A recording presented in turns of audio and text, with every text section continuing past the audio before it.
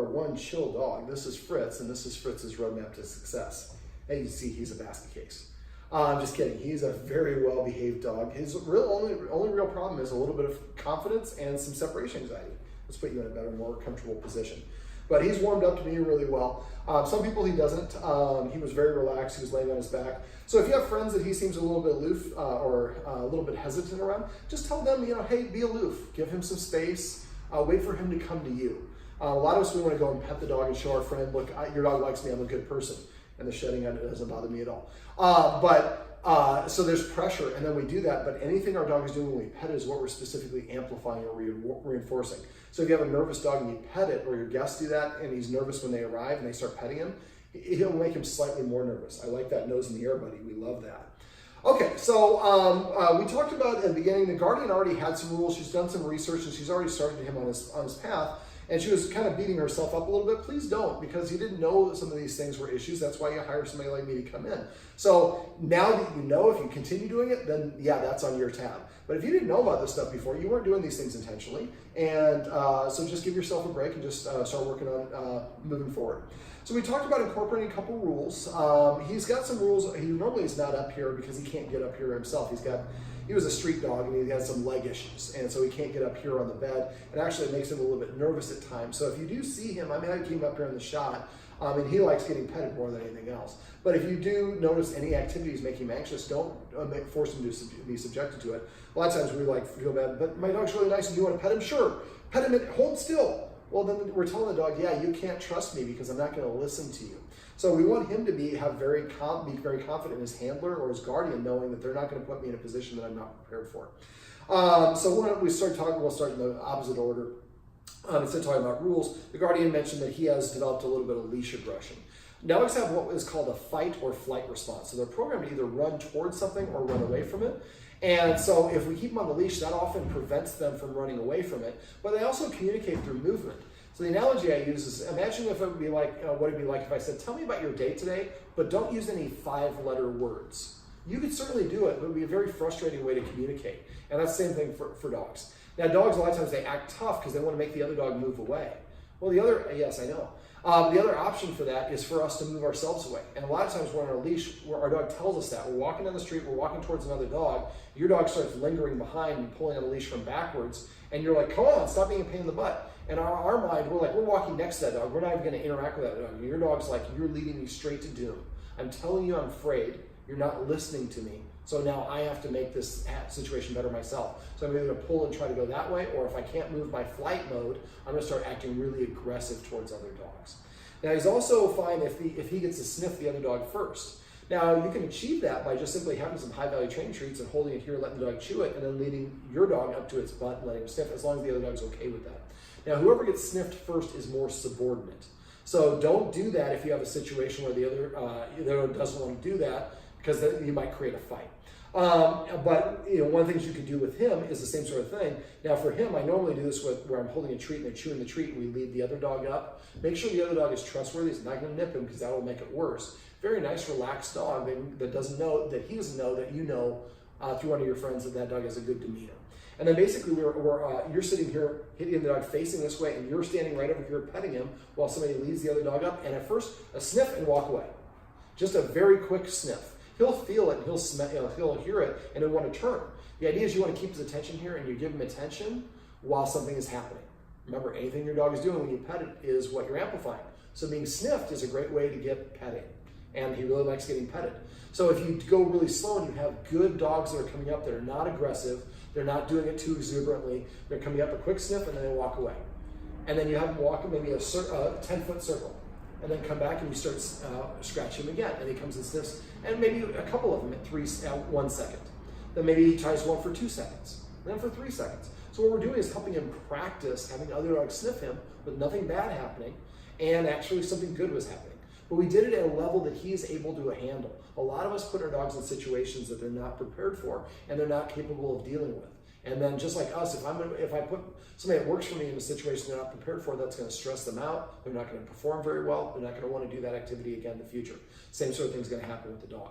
So the more that we help him practice having a good positive experience, whether it's being sniffed, going down some stairs, hearing an alarm, or driving in the car, or whatever these things are. This is what I do as a behaviorist, is I try to break the activity down into the smallest version possible, or the easiest version possible.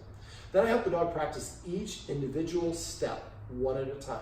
Kind of like what I talked about in the video above, about desensitizing the dog for the keys being picked up, or the shoes being put on, or the perfume being squirted.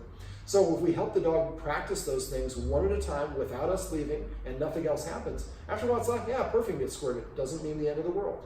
Oh, perfume squirted and she put on her shoes. She still stayed and hung out. And eventually you can put all those things together and leave, and the dog will be fine with it. But to get there, we have to help him build up his confidence with that and prove to him through a lot of repetition that just because I squirt perfume does not mean I'm leaving you. Also, make sure you don't let him walk in front of you. The guardian is using a retractable leash, and whoever's in front is perceived to be the leader in the dog world. So the dog's walking in front of us, it's going to amplify its behavior. And I think in his case, the separation anxiety is I don't want to be alone, but also I think that I'm in charge of my human, because she used to give me everything I wanted, and I didn't have to earn things. And so I felt like, man, she's going to get taken advantage of. If I'm not with her, I'm going to freak out being left alone because I can't be there to protect her. And it could be several things. Yes, I know you get a little in your hair, in your mouth too. Okay, and give the de-shedding gloves. Best $9 you will ever spend. All right, so break the activities down, whatever the activity is, in a small bite-sized step. Help him practice the first step only, over and over until he is just on autopilot and comfortable. Only then move to step number 2, then step number 3. Once you've done all the individual steps of the activity, then bring them all together again in the easiest version of the capacity. And then gradually work your way back up to the real world situation where you can have whatever is going on and he's comfortable with, because he's done every step of it and we've practiced it and it's always been a positive experience for him. One of the things he doesn't like is the mailman. So one of the recommendations I had was for the guardian to go follow the mail carrier. And what I would do is give the mail carrier some treats. If the mail carrier's into it, some of them won't want to do it, that's fine, just find somebody else. So basically they have the high value training treats. And so if the sidewalk is here and then there's the sidewalk leading up to somebody's house, so we're walking with the mail carrier. When the mail carrier turns and walks towards the house, you stay here with the dog, let the mail carrier walk all the way to the house and let him put the stuff in there. Now, if he's gonna be opening and closing like boxes of a whole bunch of doors or whatever it is, then just basically, before he opens the box, pop a treat in his mouth if you can. He's not super treat motivated. One thing when it comes to food, the most important thing with food is the smell. The second most important thing is the temperature, not the taste. So Chipotle has really good chicken. It's GMO free and it's warm and it's spiced in a way that it won't hurt the dog. So it might be just get a thing of Chipotle chicken, and then as soon as the mail carrier is about to open the mailbox, you put a piece of warm chicken in his mouth. He's chewing it and he hears the mailbox open. And after a while on the route for 2 blocks, every time I hear the mailbox open, there's delicious chicken in my mouth. Well, the sound of the mailbox opening is actually appealing to me now, not something I'm going to bark at. The other thing you can do is as the mail carrier is walking and goes and putting the mail there, you give the treats as he's opening boxes. And as soon as he gets done, hey buddy, and the mail carrier is about to turn around, maybe work out with the mail carrier. Hey, right before you come back, can you tell me before you start walking back towards us? And so he says maybe turn or return. And as soon as he says return, you pop another piece of chicken in his mouth. And this is a bigger piece of chicken. So he's chewing on it, watching the mailman come up to him. And then you're doing this for 2 blocks. So there's probably like 30, 50 practices of having a mailman come towards me while I have this delicious chicken in my mouth. After a while, the mailman is one of my favorite people. I want to hang out with the mailman. Can I get a mailman carrier outfit for Halloween or something? And it's just like I said, replacement. We're creating a positive association. We call this counter conditioning. Now, for the opening of the mailbox and dropping boxes and stuff outside, which he also reacts to, I think part of it is the cortisol in his blood. But you can help with one of your friends or your neighbor. Ask one of your neighbors, hey, there's a package out there. I want him to understand that the packages are not something to bark at. Can we be on the phone? And every time I say a number in our conversation, I want you to drop that box. So what you're doing, you're talking to a friend and you're like, give them, and you're just like, so yeah, I'm getting ready to do it and just kind of hanging there. And as soon as when I'm ready, I'll let you say, and I'll say 44, and then they drop the box. So he's got this delicious treat in his mouth. He hears, and let him get a good chew or a couple first. We don't have to spit it out like he just did there. The warm Chipotle chicken probably work better. It's more of a shredded chicken. So now he's chewing that. It's warm. He really likes it. And then he hears the box drop. That association now becomes a positive. Every time a box drops, I get chicken in my mouth. And I like chicken, so therefore I like box. Right? All right. You're kind of sliding off my lap. Let's put you right there so you have a little bit more protection. Okay. So those are things to help outside. Also, If you can, a lot of these things I think are going to be things that are going to be helped inside. So he didn't really have a ton of structure. The garden started adding some in. That's what I first started talking about. So you really want to make sure, you're shedding all over the place, buddy, that he earns things. And so I talked about petting with a purpose. Petting with a purpose, everyone in the house should do this. So if he just gets petted because he looks good or because he nudges it or paws at us, then he thinks he can tell us what to do and he has dominion over us. Instead, what we do is when he comes up and nudges us, we're going to give him a counter order, tell him to sit. When he sits, if he sits, I should say, then we're going to pet him under his chin and say the word sit and only the word sit. Now you got that chin in the air. We love it. And if he doesn't sit within 3 seconds, lean back, pull out your phone, and check something, turn the TV on, do whatever it is you want to do. Well, we're only going to ask him a command word once. The more you say it, the less you actually mean it. So say it once in a normal tone of voice. If he doesn't do it, then I'm a busy woman of the world. I got other things to deal with. And then after a minute or so, if he protests, wait for him to settle down. When he does, give him the order. And again, tell him, don't ask him. We'll be like, sit. That sounds like a question. Sit. A little bit more assertive. But try to talk generally as you normally do. And if you tell him to sit and he sits, pet him on his chin, say sit, and then you can pet him as long as you want after that. If he's already sitting, ask him to come and sit over here, or ask him to lay down. He has to do something to change his state. Or the other option is he can prepay for attention. This is what will happen. He'll start coming in front of you and sitting down and saying, look, I'm sitting down, can you scratch me on my butt? I'm prepaying for it. Sure. So when he does that, make sure you do reach over and pet him and say whatever the command word is. And just the command word. Now, if our roommate comes out of the room, their bedroom, and she sees that I'm petting him and he's standing up, then she would say, paycheck to me. I would stop petting him. I would tell him to sit or lay down. When he sits or lays down, then I'm going to pet him and say sit, and I'm going to tell my roommate, actually I asked him to sit before he came in the room. When you came in the room, he stood up, and I continued petting him, and David said it is loud, which it is. But we won't realize how often we pet without a purpose. So we want to basically just have a watchword. I say paycheck, but you can use any word you want. I also talked about passive training, which is just rewarding the dog for whatever it wants to do. Right there, I could have actually petted him and say crash, which is my word to lay down. So every time the dog comes to you on his own accord, pet him and say come. Every time he sits down, pet him and say sit. Every time he lays down, pet him and say down for regular lay down. If he's on his side, I say flop. Every time he brings you the giraffe, say giraffe. So whatever these words, so every time I use this for feeding as well. I have 4 dogs. I have 4 command words for eat. All 4 dogs are in the kitchen. I'm outside of the kitchen. I say chow, feast, grub, or eat. I did not come up with eat because I like fun command words. So if I don't say grub, my dog sits there and waits. And if I'm on the phone and I forget that I'm feeding, an hour will go by, I go in the kitchen, she's still sitting there 10 feet away from her bowl, hasn't eaten, she's waiting for permission to eat. The way I did that is through passive training. Or I taught her the command word, I should say. So every time she takes her first bite of food, for 2 months, I said the word grub for her. And so after a while, I say grub. When she hears the word grub, there's food in her mouth. The other 3 dogs in my house hear grub, there's no food in their mouth. So the context doesn't mean the same thing. So come up with your favorite, you could say sushi, or you could say the name of your favorite restaurant, a favorite meal, or whatever it is. But come up with this fun command word like that can help. Make sure that you're eating before you feed him.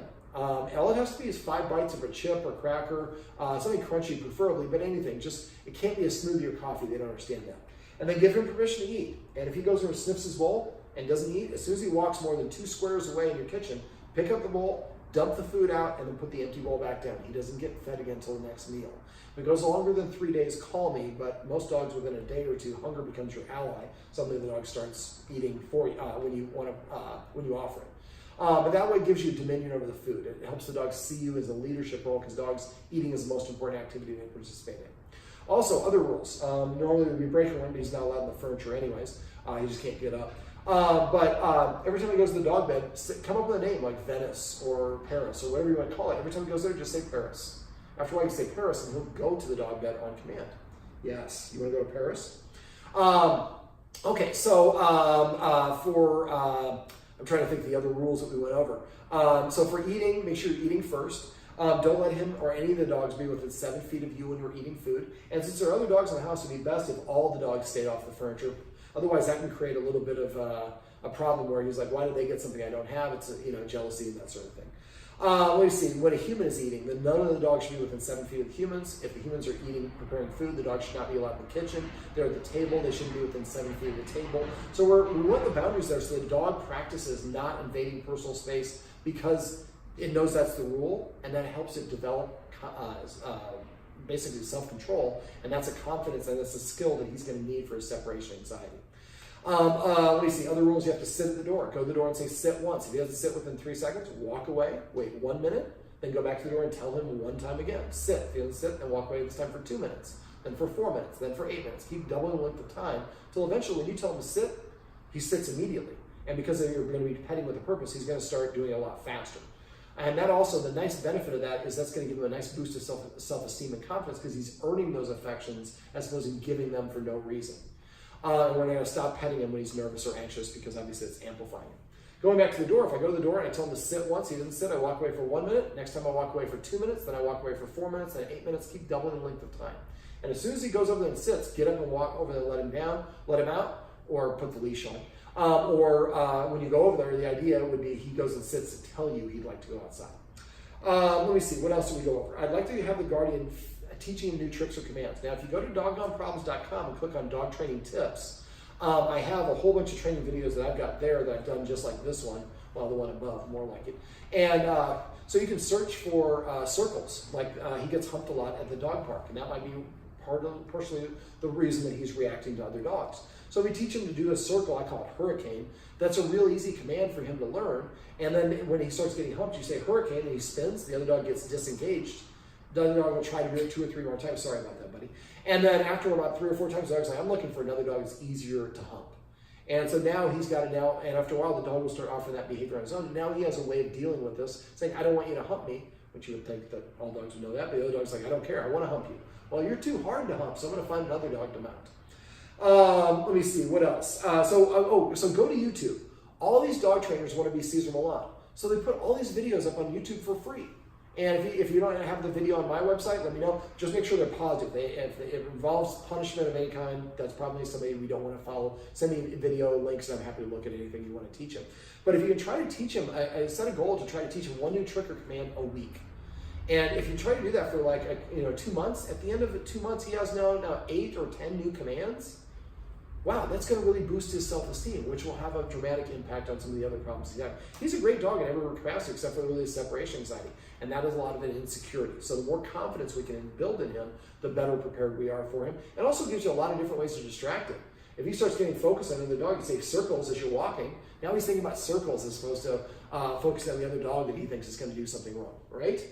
Let me think, what else? We went over passive training and petting with a purpose. I'm trying to think, what else do we do? Is there anything else we need to go over? Being a little bit more aloof in general. And when you have friends come over, tell your friends, wait for him to come to you. Don't try to pet him. Don't call him when he comes on his own. Yeah, and okay. So last thing is he sometimes will kind of cower down when his guardian reaches over him. Now I think reaching under the head will help a lot for this. And I know you're getting ants in your pants. I'm going to put you down here in a second. But one of the things I do is sometimes I'll give the dog a treat like this. If you'll take it. Let's try that again. Is that too big a treat for you? See, I'm American. I think more is more, but sometimes less is more. So then I would go like this while he's chewing. So he's having something good happen and practicing seeing this hand come towards him, but I'm not making contact with him. Eventually you can touch, all the way down and touch, but after a while that becomes normal. And like I have a treat pouch here, so by the end of the session, he's not very treat motivated, so I do a ton with him. But at the end of the session, I just go like this. The dogs are all of a sudden sitting or doing what, because this means you're about to pull out a treat, and I'm getting a treat. So it's the same sort of thing. So in this case, we're giving the treat first, and then he's seeing that hand come over him. He's a little dog, so when we're out on walks, everybody's going to come up and want to pet him, and that's what people are going to do. And what you could do is just ask people. Well, one of the things I actually like to teach people to do, and I don't know if you'll be able to do it, but teach the dog to catch. And then when I meet people on the street, if I think they're a little bit worried, the dog might not be warming up to them right away. I might just give them a treat and say, "Can you play catch with them a little bit?" And just throw a treat. And if you teach them to catch the way I do it, is I have somebody on the floor, I have them on the floor, and I just throw it once. A lot of us go 1, 2, and then we throw, and the third one, now the dog's looking for it, hits their head. This is a good sign that he's comfortable with me. And so just throw it on the first toss, and try to throw it so good. All it has to do is open his mouth, but he won't. It'll hit his nose and go on the ground. If you let him lick it up, then he takes away the motivation. So when it hits the ground, pick it up and then toss it again. The only way he gets them is if he catches them. But this is an exercise I've done with a ton of dogs that are fearful of people, because it allows the people to engage with the dog at whatever distance the dog feels comfortable with. The play or the engagement involves positive reinforcement, so the dog likes that. After a while, the dog starts to associate. When people come around, they throw me treats. At first from 10 feet, then 9, 8, 7, 6. And eventually they put them right in my mouth, and I love treats. I love getting those. I know you would rather get attention. So to kind of pick your spots. If there are people that he's uncomfortable with, black people or Asians or whatever it is, dogs get comfortable with whatever they know. So if there's somebody that, a type of man with a beard, or somebody with dreadlocks, or a tall person, or a short person, somebody with a Sikh that is wearing the deal, whatever it is, or a Sikh, I've actually learned, you want to basically just expose that dog to that in the easiest capacity where they have the ability to move away at their own volition. And so, let them go away with the leash if it's safe to do so, and then, try to get the person to engage with him again. But don't push him to do anything. We want him to feel empowered to do it. He's a really good dog. I think if the separation anxiety, has caused a lot of stress, and that's increased cortisol in his blood, and it's led to a cascade of a multitude of other problems that he didn't have before. So I think if you follow the instructions in that video, teach him to stay, but make sure you do the distance or duration first. Get up to 5 minutes first. I know you're getting handsy. I'm going to let you down in a sec. Before you start doing any distance. And then again, distance in the house until you get to like 5 or 10 minutes in the next room while he's staying, watching on the security camera, and he's comfortable. He's not pacing, he's not drooling, he's not breathing heavy. See his mouth right now? We call this dry panting. He's actually a little bit under stress. He wants to get down. I want him on the shot, so I'm kind of being a little selfish and I'm giving him a pet, so it's okay. But if you see him breathing like that, that's an indicator he's uncomfortable. His guardian also knows there are times where he would be walking around, he would slip. Well, dogs can sweat through their pads. And typically when they're stressed out, that's one of the things they'll do, is they'll sweat through their pads a little bit. So if you start seeing him dry panting, he's saying, I'm uncomfortable with it. Always increase the distance between him and whatever it is he's reacting to so he feels empowered. All right, since you're getting all rambunctious, I'm going to go ahead and wrap up this video. No, it's okay. Wait 1 sec. This is Fritz, and this is Fritz's roadmap. Well, before I do that, if you have any questions, please call me or text me. I'm available to you. I don't care if it's 5 minutes after I walk out that door or 5 years. If you have questions, make sure you let me know. I'm here to help you, and I can usually help with a quick phone call or text. If I don't hear from you, I assume that means everything's going great. And I have thousands of videos I can share with you showing all sorts of different techniques. This is called avoidance. See how he's turning away? So if you have somebody who reaches for him and he turns his head to the side, ask them, or maybe tell them, your guest beforehand, hey, if you reach for him and he turns his head to the side, that's his way of saying he's uncomfortable. If you pull your hand back, that'll help him feel more confident in you because you're listening to him. And after a while, he'll get more and more comfortable with that person because the person's listening, and then eventually that person will be able to touch him. All right, Fritz, I'm going to wrap it up. This is Fritz, and this is Fritz's roadmap to success. Remember, everything you do trains your dog. Only sometimes you need it.